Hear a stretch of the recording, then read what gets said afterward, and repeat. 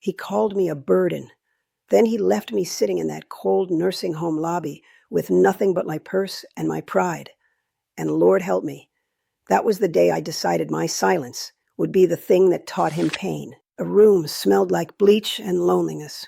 There were fake flowers on every table, like they were trying to fool us into feeling alive. I sat there with my hands in my lap, watching the dust spin in the sunlight. I wasn't crying, not yet. My tears had too much dignity for that. "Ma, you'll be fine here," he said. His voice was calm, but his eyes wouldn't meet mine. That boy had my same brown eyes, once filled with love. Now they just looked tired, or maybe guilty. Sometimes it's hard to tell the difference. His wife stood beside him, her perfume fighting the disinfectant in the air. "You'll have everything you need, Mrs. Randall. Meals, medicine, activities. It's what's best for everyone," she said, like she was reading from a script she had practiced in the car. I smiled, polite as Sunday service. "For everyone," I repeated, feeling the words sit heavy on my tongue. Because that's what it always came down to. Everyone but me. You know, I raised that boy with my bare hands. Worked double shifts, packed his lunches, prayed over his fevered head when we didn't have enough money for a doctor. I kept him warm with my own body heat some nights when the heater broke. And now he's standing here telling me this is what's best. I looked at him one last time. "You really think this is what I deserve?" I asked softly. He swallowed hard, rubbed the back of his neck, and whispered, "Ma, I can't do this anymore. You're not happy with us. This place can take care of you." That broke something deep inside me. Not because I was angry, but because I suddenly understood.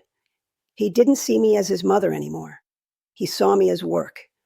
When the door closed behind him, I sat very still. My heart was pounding so loud, it felt like thunder trapped in my chest. But underneath that thunder, a quiet voice rose up inside me. It said, "Make him feel it. Not with shouting, not with hate, but with life itself." So I straightened my cardigan, looked out that window, and decided that the story of his guilt was going to begin right here. That first night, I couldn't sleep. The hallway lights stayed on, humming like bees trapped behind glass. Every time a cart rolled by, the floor trembled a little under my bed. I pulled the thin blanket up to my chin and stared at the ceiling, counting the little brown dots in the paint. It's funny how quiet hurts more than noise. In that silence, I could hear every word he said. "You're not happy with us." He said it like I was the problem, like all those years of cooking, cleaning, and helping raise his babies had turned me bitter. Now listen, baby. Nobody tells you that getting old feels like disappearing. Folks talk around you, not to you. They act like you're furniture that sighs sometimes. I promised myself that night I might be alone, but I would not be invisible. The next morning, a nurse named Clara knocked softly and peeked in. "You okay, Miss Randall? Need anything?" I forced a smile. "I just need some strong coffee and weaker memories." She laughed, bless her heart. "Breakfast in 30. You'll get used to the place." "Mm-hmm," I said, but I was already planning. After breakfast, I sat by the big window near the front. Outside, cars came and went, people rushing to jobs, to homes, to lives. Inside, a man across the room tried to remember his daughter's name. I watched the nurse help him, patient and kind. That's when I decided something. If my own son could forget me, I would make sure the world remembered me in another way. I opened my little purse and pulled out my black notebook. Every page held my past, bills paid, birthdays missed, recipes written in smudged pen. I flipped to the section marked Property, my house, the one he'd been begging me to sign over. The deed was still in my name. He thought I'd already changed it. Can you believe that? He thought he'd tricked me with kindness and fancy talk about tax advantages, but I never signed those papers. I just smiled and told him I'd handle it next week. Well, that next week never came. I pressed my hand over that notebook and whispered, "Thank you, Lord, for giving me sense before sorrow." Because if he thought he left me with nothing, he was wrong. I had my house, I had my pension, and I had patience, more than he could ever imagine. 3 days later, A letter came from the bank, addressed to me. I almost laughed. See, that boy had been using my savings as a safety net for years. He thought I didn't know. Oh, but I did. I just never said a word. Now, sitting in that stiff chair by the window, I realized something simple. He had taken my peace, but I held his comfort. And that was the moment, right then, I decided to start his lesson. You ever notice, baby, that karma doesn't need a hammer? Sometimes it just needs a quiet hand with a good memory. 2 days later, I asked Clara if I could use the phone at the front desk. She smiled like it was nothing, but inside me, I felt that click, the one that comes when you finally decide to move the chess piece. Sure, Miss Randall, she said. Need to call family? Mm-hmm, I said, sliding on my glasses. Something like that. I dialed the number to my bank, the one I'd memorized years ago, back when I balanced every penny on a notepad. The young man on the line spoke fast, polite, and practiced. This is Michael at Crescent Savings. How can I help you today? Yes, baby. This is Miss Ethel Randall. I'd like to make some changes to my account. He clicked his keyboard. Of course. What would you like to do? I'd like to remove an authorized user. Name's Paul Randall, my son. He paused. Ma'am, are you sure? I smiled, soft but sharp. Son, when a mother finally gets sure, you don't ask twice. Click. Done. Just like that. I felt lighter than I had in years. You know, I sat in that hallway after the call, sipping cold coffee, and thought about every sacrifice I'd made for that boy. How I sold my jewelry when he wanted his first car. How I cleaned houses for other folks just so he could walk across a college stage in a new suit. And now he dropped me off like a grocery bag he didn't want to carry anymore. Well, I decided to let him see what carrying really felt like. That weekend, I asked Clara for paper and a pen. She brought me a small pad from the nurse's station. I started writing letters. Not to him, not yet. To my lawyer, to my church friend Loretta, to Pastor James. I told them where my real documents were, what I wanted to change, and who to call if something happened to me. Every signature I wrote was a quiet piece of karma sliding into place. The next day, I overheard another resident talking to her daughter on speakerphone. The daughter promised to visit next week. I smiled because I already knew that next week rarely comes.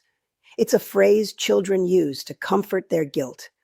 That night, as I sat by the window, watching the rain streak the glass, I whispered to myself, let him feel it. Let him wait for someone who never comes.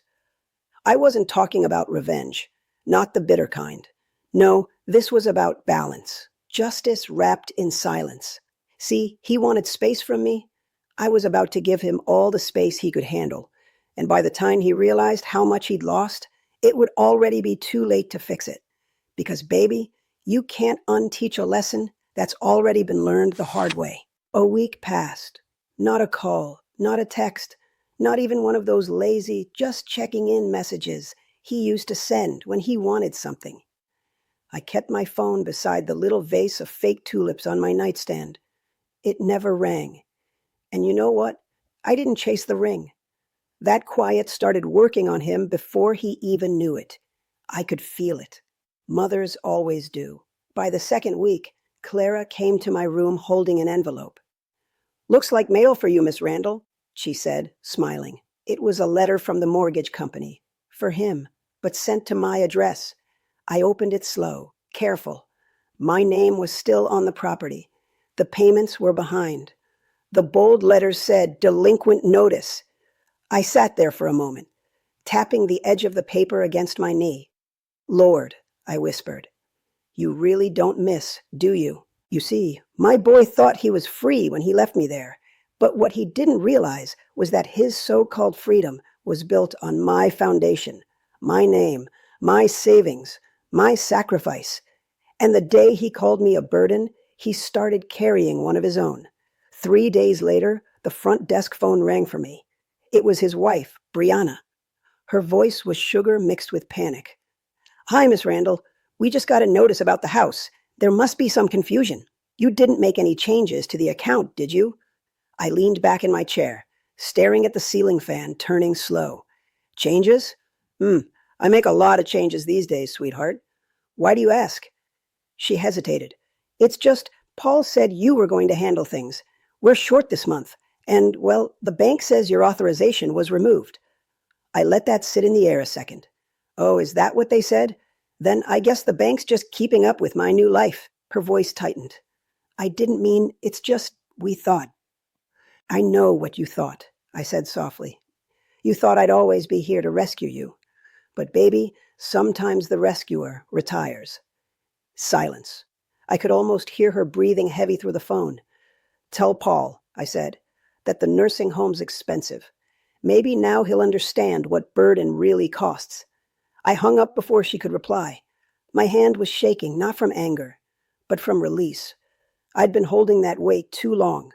Later that evening, Clara wheeled in a tray of dinner. Baked chicken, mashed potatoes, and something they called pudding, but tasted like regret. She said, "You look peaceful tonight."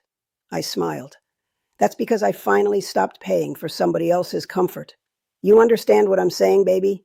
Peace isn't free. Sometimes you buy it with silence, sometimes with distance. And my son, he was about to learn both. 3 more days went by before that phone finally rang again. I was sitting by the window, watching the afternoon light fade into that honey-colored glow that makes everything look softer than it really is. When I heard Clara call my name, I knew exactly who it was before she even said it. She handed me the receiver. "It's your son," she whispered. I took a deep breath, steadying my voice. Put him through. There was a small crackle on the line, then his voice, shaky and lower than I remembered. "Ma?" I said, folding my arms. "You finally remembered my number?" He sighed. "Listen, I know you're upset, but we got a problem with the mortgage.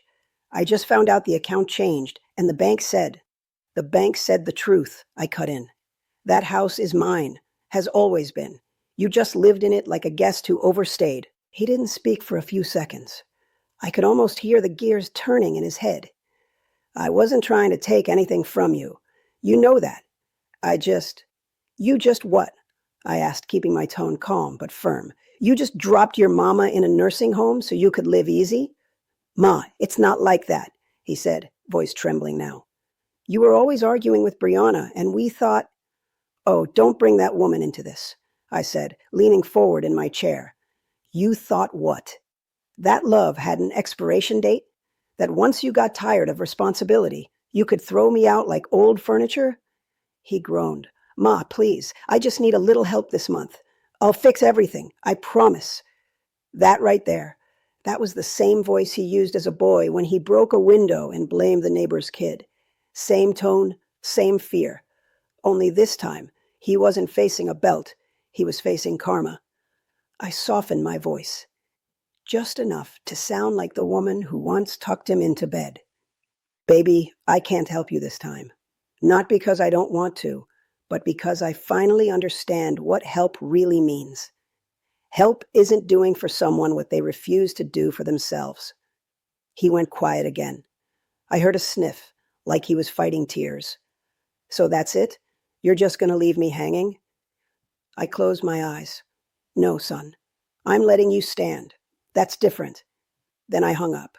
My hands trembled, but I didn't cry. Not this time. Clara walked by a few minutes later and said, "You okay, Miss Randall?" I smiled faintly.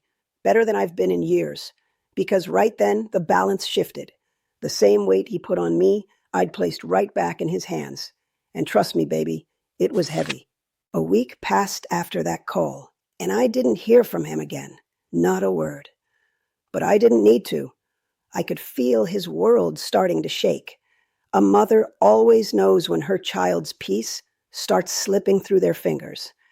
Every morning, Clara wheeled by with her bright smile and my pills, saying, "You look good today, Miss Randall." And I did, because I finally started sleeping through the night.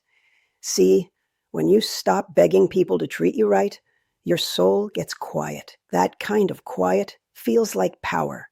One evening, I was sitting in the common room watching the news when Pastor James called. The staff had given him my new number. His deep voice filled the phone, steady as ever. Ethel, I've been hearing some things. You doing okay over there? I'm doing just fine, Pastor, I said, crossing my legs slow. The Lord done moved me to a place where he can work on me. He chuckled. That's one way to put it. Your boy called the church office last Sunday. Sounded worried. Worried? I repeated, raising my brows. That's new for him. He was asking about your will, Pastor said gently. I told him that's between you and God. I smiled so wide the corners of my eyes wrinkled. Thank you, Pastor. You always know when to say less. When I hung up, I sat there a while, thinking about all the years I spent trying to shield that boy from pain. I used to pray, Lord, don't let him feel what I felt. Now I prayed different. Lord, let him feel enough to learn. The next morning, Clara brought me the local paper. Right there on the front page was a notice. His small business had closed down. Randall Auto Works, permanently shut. I traced the letters with my fingertip. My chest felt heavy, but not from guilt. It was something deeper, like watching a lesson unfold in slow motion. He'd always called me dramatic when I warned him about wasting money, said I didn't understand how the modern world worked. Now the modern world had handed him a taste of humility. Later that evening, one of the ladies at the home, Miss Jean, asked, You ever miss your family, Ethel? I looked out the window. The sky was turning pink, soft and forgiving. Sometimes, I said, but missing ain't the same as needing. That night, I wrote one line in my notebook. He's starting to carry what he dropped. And baby, I slept good after that. Real good. Because the best revenge isn't fire. It's watching someone finally walk through the storm they've built for you and realizing they can't find their umbrella. It was a Thursday afternoon when I saw his face again. The rain had just stopped, and the windows still shimmered with tiny drops, like little tears the sky forgot to wipe away. I was in the activity room, pretending to read one of those gossip magazines, when Clara walked in. Miss Randall, she said softly, you've got a visitor. My heart didn't race. It didn't even flinch. I just closed that magazine, straightened my cardigan, and said, let him in. A moment later, there he was, my son Paul. He looked smaller somehow, his shoulders slumped, his eyes tired. That proud walk he used to have was gone, replaced with a quiet shuffle that told me life had finally gotten heavy. Ma, he said, voice low, you look good. I tilted my head. You say that like you didn't expect me to. He rubbed his hands together, searching for words. Things have been rough. The shop closed. The house, well, we're behind. I've been trying to figure things out. I nodded slow. So life decided to sit you down too, huh? He looked down at the floor. I guess so. Sit, I said, pointing at the chair across from me. He did, like a little boy in trouble. For a moment, we sat there in silence. The sound of rain dripping from the roof was the only thing between us. Then I said quietly, You called me a burden, Paul. He winced. Ma, I didn't mean it like that. How else you mean it, baby? I asked, my voice still gentle. You packed up my things, drove me here, and left me with strangers. You don't have to mean a knife for it to cut. He swallowed hard. I thought you'd be better off here. Brianna said a lot of things. But since when did my grown son start listening to someone who never even wiped his nose when he was sick? He stayed quiet. His hands trembled in his lap. I leaned forward. You remember when you were 10? You fell off your bike, and your leg bled bad. I carried you home on my back, and you cried the whole way. I told you it was okay to hurt, because that's how we learn to be careful. Well, Paul, you fell again, but this time, I ain't carrying you. His eyes filled with tears. Ma, please. No, I said softly. I don't hate you, but I do want you to feel this silence. I want you to wake up wondering who's thinking of you. I want you to taste the loneliness you fed me. Maybe then you'll finally understand that a mother's love isn't a service. It's a sacrifice. He wiped his face, nodded once, and stood up. I'll come back soon. I smiled faintly. Don't promise me that, baby. I've learned what those promises mean. When he walked out, the air in the room felt lighter. I closed my eyes and whispered, "That's it. Lord, let the lesson work." Because sometimes you don't have to raise your voice for karma to speak loud. The next week he showed up again, this time on a Sunday morning. I was sitting in the garden behind the home, enjoying the little patch of sunshine that always sneaks through the clouds around 10. Clara had brought me a cup of tea and my Bible, and for once, the world felt still. He came walking up the path with a paper bag in his hand and that same unsure look on his face. "Morning, Ma," he said, soft as a boy whispering in church. I looked at him over my glasses. "Morning. Paul, you found your way back." He nodded. "Yeah, I brought you some pie. Sweet potato. From that bakery you used to like." "Used to like," I said, raising a brow. "I still got taste buds, son." He smiled a little, and for the first time in a long while, I saw a flash of the boy I raised. But guilt was written all over his face, and it sat on his shoulders like a winter coat. We sat in silence for a while. The wind rustled the leaves, and I could hear the sound of another resident's laughter drifting through the window. It was peaceful. Then he cleared his throat. "I've been thinking a lot about what you said last time, about the silence, about the loneliness. You were right." I looked at him, quiet. Sometimes silence makes people tell more truth than questions ever could. He went on. "The house feels empty now, even when Brianna's there. It just feels cold." I nodded slowly. "Now you know how I felt when you drove away." He swallowed hard. "Ma, I messed up. I see that now." I said, sipping my tea. "Seeing is one thing. Living with it is another." He leaned forward. "What can I do to make it right?" I smiled faintly. "You can't fix everything, Paul. Some things you just have to sit in until you understand them." He blinked fast, like he was fighting tears. "I want to bring you home." I shook my head. "No, baby. Not yet. I'm right where I need to be. The lesson ain't finished." He frowned. "What lesson?" "The one the Lord's teaching you through all this," I said. "And maybe me too." For a moment he didn't speak. Then he stood, set the pie on the table, and said quietly, "I'll come again next Sunday." I smiled. "We'll see." After he left, Clara came out to collect the cups. "That your son?" she asked. "Mm-hmm," I said. "That's my boy trying to walk through the mess he made." She smiled. "Seems like he's trying." "He is," I said. "But trying don't undo done." The breeze picked up, warm and soft. I leaned back in my chair, whispering to myself, "Let him keep coming. Let him feel it until he finally learns what love costs when you waste it." The next Sunday came, just like he promised, but this time he came alone. No wife, no car seat in the back, no excuses about being busy. Just him, holding a grocery bag and looking like he hadn't slept in days. He walked slower, like the air itself had gotten heavy around him.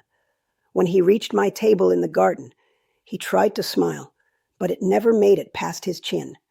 "Morning, Ma," he said quietly. I nodded. "Morning, Paul. You look tired." He chuckled without humor. "Yeah, well, things have been rough. Brianna moved out, said she needed space." I raised an eyebrow. "That woman been needing space since the day she met you." He sighed. "You're not wrong, but this time she took the kids with her. Said she'd stay with her sister for a while." I felt a small tug in my chest. "The babies too?" He nodded. "Yeah." I leaned back, studying him. He looked like a man who just realized his whole world could fall apart without warning. His clothes were wrinkled, his eyes bloodshot. But what got me most was that lost look on his face, the same one he had when he was 5 and couldn't find me in the grocery store. "Ma," he said, voice trembling, "I didn't think it'd all go like this." I looked down at my folded hands. "You never think it will, until it does." He rubbed his temples. "I keep asking myself what I did wrong. You stopped seeing people as hearts and started seeing them as problems," I said gently. "And now you're living with the result." He nodded, eyes glistening. "You think it's too late for me?" I met his gaze. "No, baby, but it might be too late for the life you used to have." He sat quiet for a moment, staring at his hands. I keep hearing your voice in my head. All those things you used to say when I was growing up. I smiled softly. Good. Means it's finally reaching you. He looked up, tears sitting heavy in his eyes. I'm sorry, Ma. I really am. I took a deep breath. Sorry's a start, but it ain't the same as change. He nodded, then pulled something from the bag. A little photo frame. Inside was a picture of me, holding his baby girl on her first birthday. The kids keep this on their dresser, he said. I thought maybe you'd want it. I touched the frame, my fingertips resting on the glass. For the first time in months, I felt warmth. Thank you, Paul, I said softly. He stood up slowly. I'll come again next week. I smiled faintly. You do that. After he left, Clara came out with her clipboard. You okay, Miss Randall? I looked down at the photo and nodded.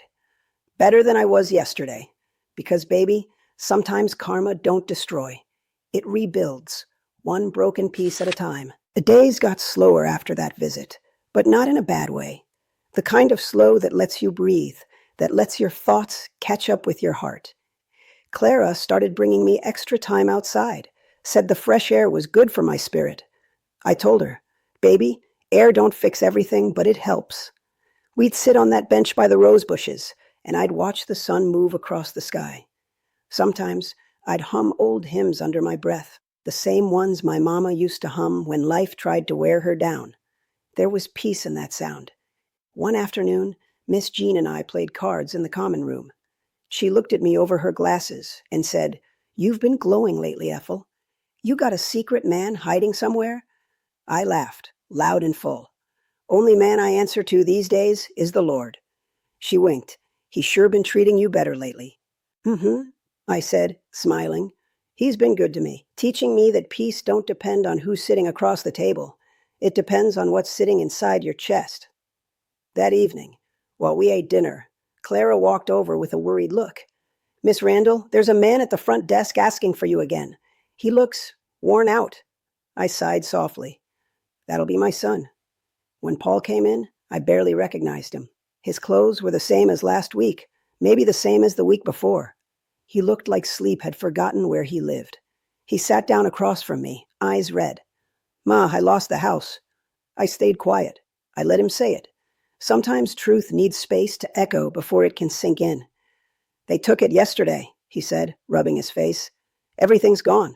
The shop, the house, Brianna, the kids. I got nowhere to go. I folded my hands on the table. Nowhere to go, I repeated softly. That's how I felt the day you brought me here. He looked up, eyes wet, jaw shaking. Ma, I didn't mean for it to end like this. I know you didn't, I said. But the thing about choices is, you don't always get to choose the lesson that comes after. He nodded, tears slipping down. I don't even know who I am anymore. I reached across the table, laid my hand over his. You're my son, still, always will be. But now you're the one who's got to climb back up. He broke down right there, and for the first time in months, I let him cry. I didn't scold him, didn't comfort him too quick.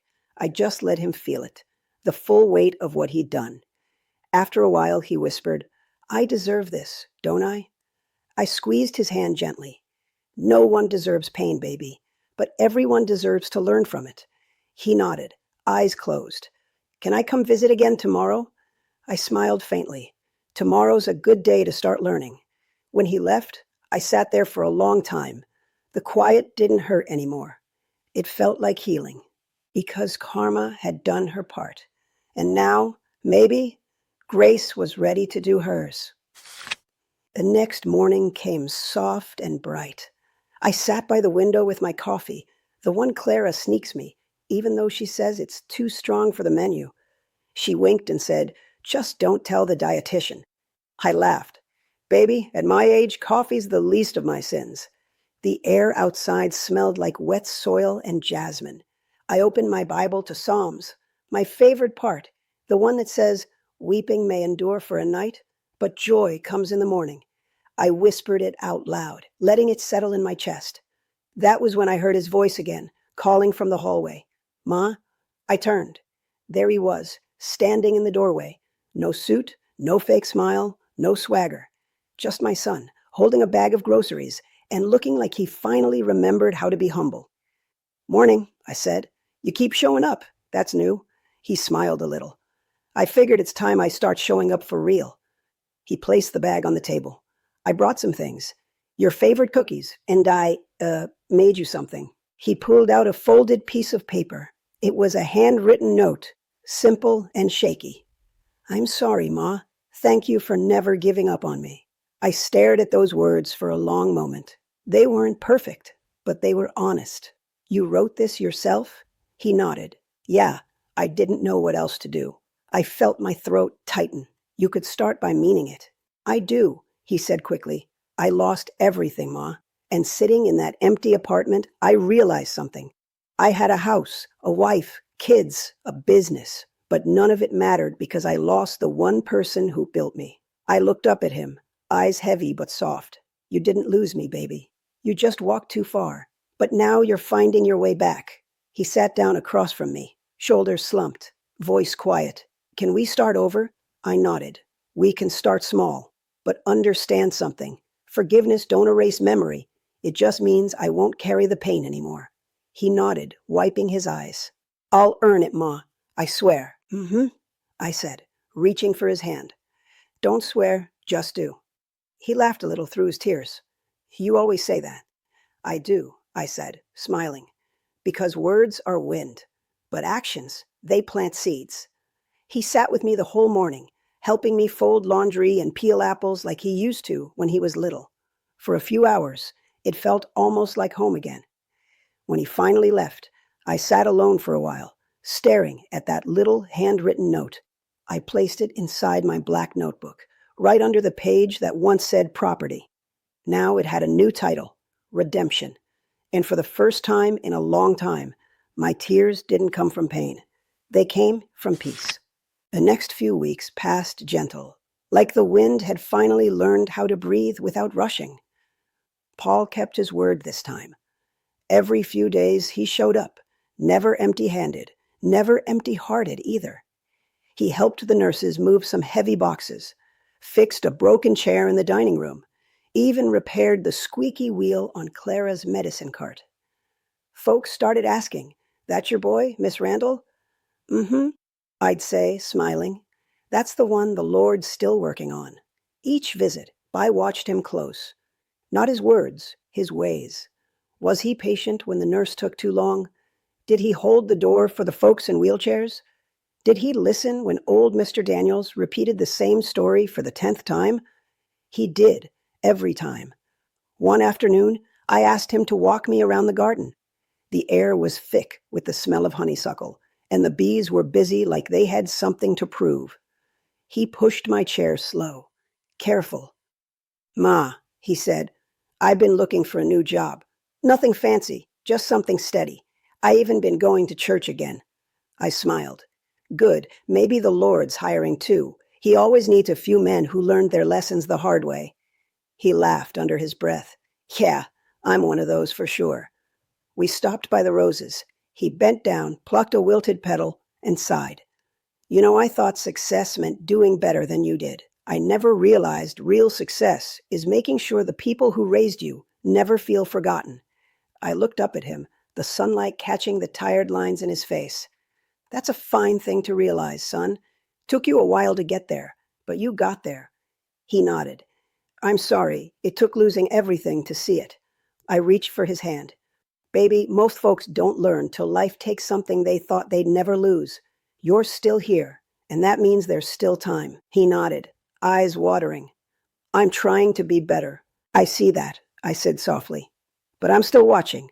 He smiled a little. "You always did keep an eye on me." "That's a mother's job," I said, even when her heart's tired. That evening when Clara brought my dinner, she said, "Your son's been doing volunteer work at the church. Did you know that?"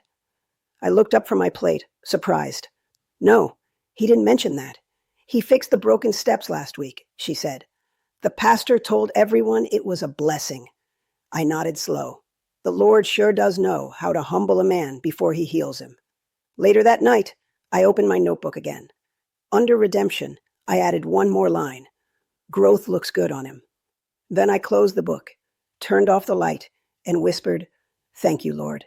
Keep working on him, but keep reminding him who taught him to stand. A few more weeks went by, and I could feel the season turning. The trees outside the window had started to trade their green for gold, and every time the wind passed, leaves drifted across the garden, like little reminders that change can be gentle too. Paul kept coming, steady as sunrise. But I knew the difference between habit and heart. Guilt can make a man show up, but only love keeps him there when things get hard again. So I waited. Because the Lord always sends one last test before he closes a lesson. It came one Friday afternoon. Clara walked in with that look that always meant trouble wrapped in sympathy. Miss Randall, she said softly, your son's here again, but he doesn't look too good. You want me to send him in? Yes, baby, let him in, I said, setting my teacup down. He walked in with his shoulders slumped and his eyes red, the kind of red that don't come from lack of sleep, but from holding in too many tears. Ma, he said, voice cracking, I need to talk to you. Then talk, son. He took a deep breath. I got offered a job in another state. It's good pay, steady hours, benefits, all that. But it means I'd have to move. I stared at him for a long moment. So the test came quicker than I thought. He frowned. What do you mean? Every man who asks for forgiveness eventually gets the chance to prove if it was real, I said. You told me you were rebuilding. Now the world's offering you a shortcut. He sat down, rubbing his hands together. It's just a job, Ma. I'm still going to call, still visit. Will you? I asked quietly. Or will that job become another reason to forget what matters? He looked away. I don't want to leave you again. I reached out, touched his arm. I know, baby, but I also know you can't hide behind guilt forever. If you take this job, take it because it's time to stand on your own 2 feet, not because you're running from what you did. He swallowed hard. You think I should go? I think you should pray on it, I said. If the Lord opens a door, don't stand in front of it because you're afraid. But if you go, you better remember who helped you learn how to walk. He nodded, eyes full of tears. I'll think about it. You do that, I said. And remember, I don't need you to prove your love by staying. I just need you to live it wherever you are. He stood and hugged me tight. The first real hug we'd shared since the day he left me in that lobby. His body shook against mine, and I held him the way I used to when the world scared him. When he pulled away, I smiled. Go see what kind of man you've become. I'll be right here, watching what you do next. After he left, I sat there by the window, the light warm on my face. I whispered, if he leaves this time, let it be for growth, not escape. Because forgiveness don't mean holding on. Sometimes it means letting go and trusting that the lesson stuck. He didn't come by the next day or the day after that. The chair he usually sat in by my window stayed empty. I told myself I wasn't worried, but every time the phone rang at the front desk, my heart jumped like it still belonged to Hope. On the 4th day, Clara found me reading in the garden. Your son called, she said with a small smile. He wanted me to tell you he made his decision. I nodded, pretending to stay calm. And what did he decide? He said he took the job, she replied. He starts next week. I stared down at the open book in my lap. The words on the page blurred a little. Good for him, I whispered. Clara studied me for a moment. You okay? I smiled faintly. I'm proud, baby, that's all. But when she walked away, I closed that book and sat quiet for a long time. Proud wasn't the whole truth. There was a piece of me that felt hollow too, the kind that only a mother's heart understands. You want your children to fly, but when they finally do, you still find yourself standing at the window, watching the sky. That evening, just before dinner, the phone rang again. This time it was him. Ma, he said, breathless. I heard you took the job, I said softly. Yeah, he said, but before I go, I wanted to see you one more time. I'll be there tomorrow. All right, baby. I'll be waiting. The next afternoon, He came with flowers in his hand. Simple daisies, my favorite.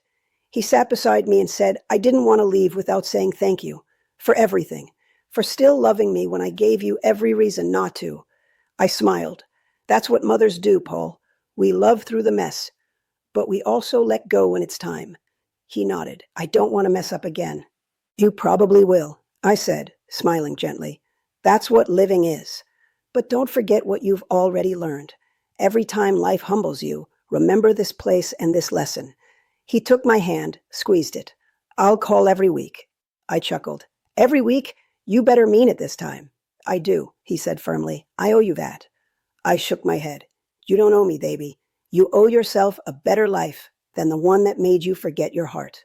He kissed my forehead and whispered, I love you, Ma. I love you too, son. Always. When he left, I watched him through the window until his car disappeared around the bend. I didn't cry. Not this time. I just whispered, he's ready now. Because sometimes the greatest act of love isn't holding on. It's letting someone walk away with the lesson still echoing in their soul. That night, I slept peaceful. No weight in my chest. No anger, no regret. Just gratitude. Weeks turned into months. The trees outside my window went from gold to bare and then green again. Seasons moved like chapters in a book I'd finally learned to read without rushing. Paul called every Sunday, just like he promised. Sometimes he'd tell me about the new city, how small his apartment was, but how peaceful it felt. Other times, he'd just ask what I had for lunch, and I'd tease him. You only call to hear about my cooking, huh? He'd laugh, soft and easy, and I could hear something new in his voice. It was calm. It was honest. That boy who once ran from his own guilt was starting to sound like a man who finally made peace with it. One Sunday morning, Clara wheeled me out to the garden, and I sat under my favorite oak tree with the phone on speaker. Paul's voice came through, light and warm. Guess what, Ma? I joined a volunteer group. We visit seniors who don't have family. I closed my eyes, smiling. So the teacher became the student, huh? He chuckled. Guess so. Feels right, though. Being around them reminds me of you. Good, I said. Keep giving what you once took for granted. That's how you stay humble. Yes, ma'am, he said quietly. We talked for almost an hour. Before hanging up, he said, You know, Ma, I still carry that guilt. I don't think it'll ever go away completely. I sighed softly. Guilt's like salt, Paul. A little of it keeps your heart honest, but too much will ruin everything. Let it season you. Not drown you. He laughed, and I heard him sniffle. I love you, Ma. I know you do, I said. Now go live right. That's the best apology you can ever give me. When the call ended, I sat there listening to the birds chirping in the garden. Clara walked over and said, He sounds happy. I smiled. He's learning that peace don't come from what you own. It comes from who you choose to be. That night, I opened my notebook again. The page that once said redemption now had another line beneath it. Forgiveness finished what karma started. I ran my hand over the words, feeling the paper crinkle under my fingers. My chest felt warm, full, light. For so long, I thought justice meant seeing him hurt the way I did. But now I knew better. Real justice is watching someone grow from the pain they caused you, not stay trapped in it.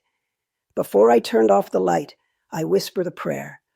Lord, thank you for showing me that love can survive even after disappointment.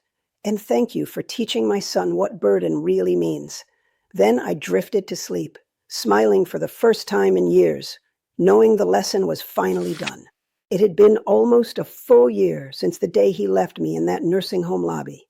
A year since I sat on that narrow bed and promised myself I'd make him feel what I felt. Funny thing is, I kept that promise, but not in the way I first imagined. One afternoon in early spring, Clara came rushing into my room with her eyes bright. Miss Randall, you got a visitor, and he brought company. I raised a brow. Company? She grinned. A woman and 2 kids. They look like family. My heart gave a small jump. I knew before she even said it. It's him, isn't it? Mm-hmm, she said, smiling wide. And he's carrying flowers again. I straightened my sweater and took a deep breath. When they walked in, I almost didn't recognize the man standing there. His clothes were clean, his shoulders straight, his eyes calm. And behind him stood Brianna, holding the hands of my two grandbabies. "Hi, Ma," he said softly. "We came to see you." I blinked back the sting in my eyes. "Well, look at you. You finally brought me the sunshine I've been asking the Lord for." The little ones ran over and hugged my legs. "Grandma, Daddy said we can visit you every week." I laughed, tears spilling down my cheeks. Did he now? I like the sound of that. Paul set the flowers on the table. "They're from my garden," he said. "Started planting a few months ago. Helps me stay grounded." I smiled. "The soil's good when the roots get humbled." He chuckled. "Guess that's true." Brianna stepped forward, her voice quiet but steady. "Miss Randall, I know I didn't treat you right before. I said things I shouldn't have. I'm sorry." I looked at her long and hard. "Took you a while to find those words." She nodded. "I know, but I mean them now."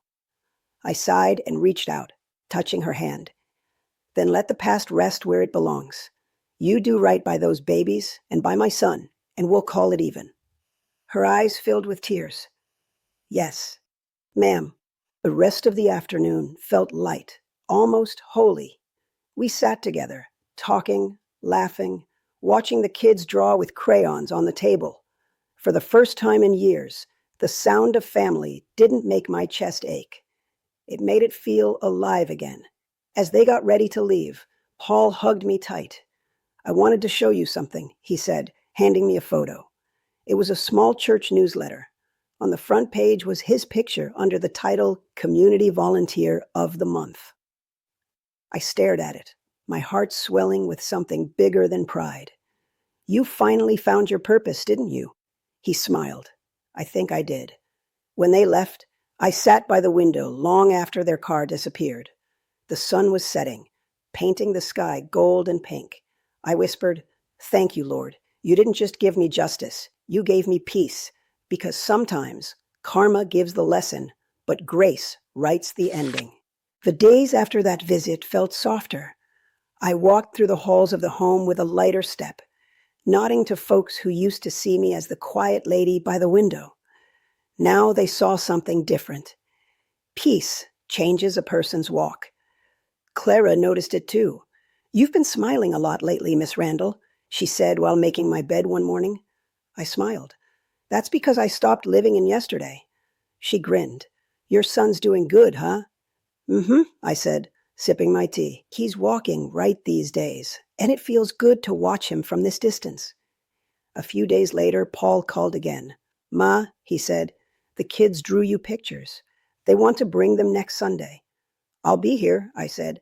"Tell them Grandma's got candy waiting." He laughed. "You never change." "That's what keeps this world steady," I told him. "Old folks holding things together while the young ones learn what matters." That Sunday, they came just like he said. The little ones ran straight into my arms, their laughter filling the room. Brianna helped Clara set up a small table so we could all eat together. It wasn't fancy, just fried chicken, cornbread, and peach cobbler. But baby, it tasted like home. Paul bowed his head to say grace. "Lord, thank you for another day with my family. Thank you for second chances and the strength to make them right." I watched him as he prayed. His voice was steady, his eyes closed tight, his hands strong around his children's. And for the first time in a long time, I saw my boy, not the man who once broke me, but the child I raised from love and sacrifice. After dinner, he pulled a folded envelope from his jacket. "Ma, I've been saving up," he said. "I put your name on a new place near my job. When you're ready, you can move there with me. It's got a garden, and the kids already call it Grandma's house." I blinked hard, trying to keep my tears from falling. "You didn't have to do that." He smiled. "I wanted to. You deserve better than this place." I touched his cheek. "I already got better, baby. I got my peace back. That's something no house could buy." He nodded, eyes glistening. "Still, I want you close. I want to take care of you now." I said, holding his hand. "That's what love sounds like." When they left, I stayed by the window again, watching the taillights fade into the night. The moonlight fell across my lap, and I whispered, "You see, Lord, the lesson took root, because sometimes the hardest soil grows the strongest tree." And my son had finally grown into a man who understood that love is not a burden. It's the reason we keep standing. And next morning, we woke up before sunrise. The halls were quiet, just the hum of lights and the soft squeak of a nurse's shoes. I sat by the window with my coffee, watching the first bit of gold touch the sky. Something about that light felt different, like it was whispering that a chapter was about to close. Clara came in smiling, her hair pulled back in a bright scarf. "You're up early today, Miss Randall." "I couldn't sleep," I said. "My heart's been busy thinking." She laughed. "That's a good kind of busy. What's on your mind?" I looked out the window again. "I think it's time to go home." Her eyes widened. "Home with your son?" I nodded. "Yes, baby. He's earned that right now." She hugged me tight. "I'm happy for you. You've both come a long way." Later that afternoon, Pastor James stopped by. He always came around the first of the month to check on me. "I hear you've been packing up," he said with a warm grin. "Yes, sir," I said. "It's time. My son got a place for me." He chuckled. "God surely knows how to bring things full circle." "Mm-hmm," I said, smiling. "But he sure takes his time doing it." He sat beside me, his old hands folded over his Bible. "That's because lessons take longer when pride's in the mix." I laughed softly. "Ain't that the truth?" We sat there talking about faith, forgiveness, and what it means to let go. Before he left, Pastor said, "Ethel, sometimes God lets us sit in the dark so we can learn how to appreciate the light when it comes. You and that boy of yours learned that the hard way." I nodded. "Yes, we did. But I wouldn't trade the darkness. It made the light shine brighter." That night, I opened my notebook one last time. I flipped through the pages: property, burden, redemption, forgiveness. I smiled at how the words told a story, without needing to explain it. Then I wrote a new title on the last page: Peace. And underneath it, I wrote, "Justice taught him, but grace healed us both." The next morning, Clara helped me pack my things. Just one suitcase, a few framed photos, and my notebook. "You sure you're ready?" she asked. I smiled. I've been ready. I just needed to wait until my heart stopped fighting itself. When I walked out those doors for the last time, the air felt worn and alive. The world smelled like rain and second chances. And for the first time in a long while, I didn't feel like someone leaving a place. I felt like someone walking toward home. When the car pulled up to my son's new house, I just sat there for a minute, staring through the window. The place wasn't big, but it was bright. A small porch, flower pots by the steps, and wind chimes singing in the breeze. Peace lived there. I could feel it before I even stepped out. Paul came around to open the door for me. "Welcome home, Ma," he said softly. I smiled. "You sure it's ready for me?" He chuckled. "Been ready. I even cooked." I laughed. "Now that's a miracle I need to see." Inside, the house smelled like baked chicken and cornbread. The table was set, and my grandbabies were sitting there, grinning like sunshine. Brianna came from the kitchen holding a pie, looking nervous. "I made dessert," she said. I nodded. "Looks good, baby. Smells even better." We ate together, just talking, laughing, passing plates. No tension, no sharp words, no hidden guilt. Just family being family again. Every sound felt like music I'd been waiting my whole life to hear. After dinner, Paul helped me to the porch. We sat side by side, listening to the crickets and the soft clinking of the chimes. The sky was painted orange and pink, fading into blue. "Ma," he said, "I've been thinking about everything we went through. Sometimes I wonder how you could ever forgive me." I looked at him, my voice calm and steady. "Forgiveness ain't about forgetting, baby. It's about deciding the hurt don't run your life anymore. I could have let that pain eat me up, but then I'd be stuck right where you left me. I chose peace instead." He nodded, staring into the yard. "I wish I could take it all back." "You can't," I said gently, "but you can make sure you never repeat it. That's what matters." He smiled. "You always got the right words." Mm-hmm, I said, laughing softly. That's because I earned every one of them. The wind blew a little stronger, carrying the scent of jasmine across the porch. I closed my eyes, breathing it in. You see, Paul, life got a way of turning circles. You threw me away thinking I was a burden, but that burden's what built you. Pain teaches patience, loss teaches gratitude, and guilt teaches love. You just had to walk the long road to figure it out.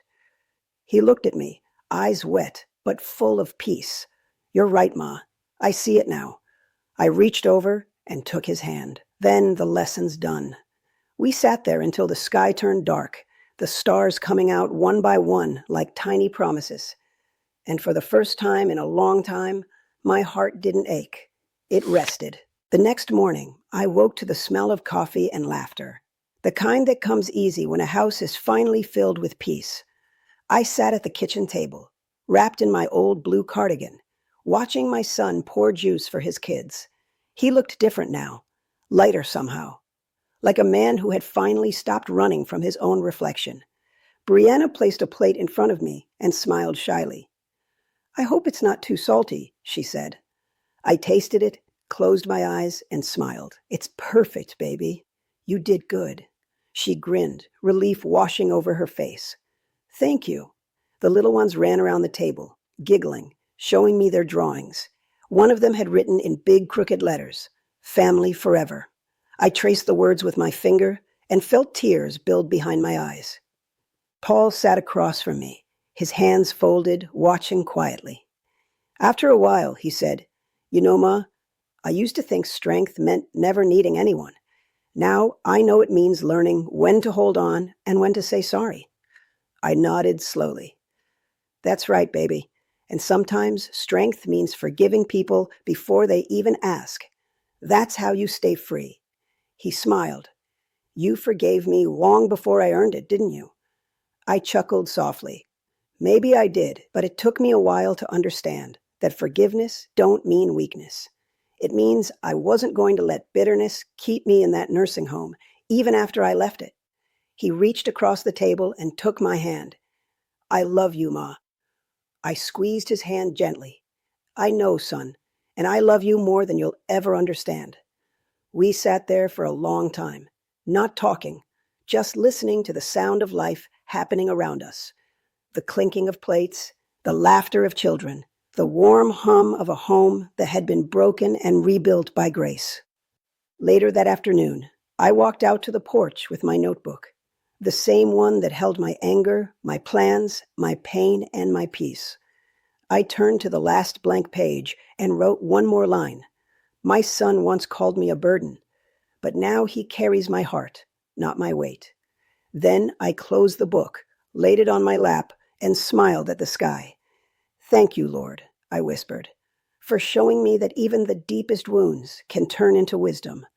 The wind moved through the chimes, slow and sweet. The sun touched my face, warm as forgiveness. And that's how my story ends, baby. Not with revenge, not with regret, but with love that refused to die.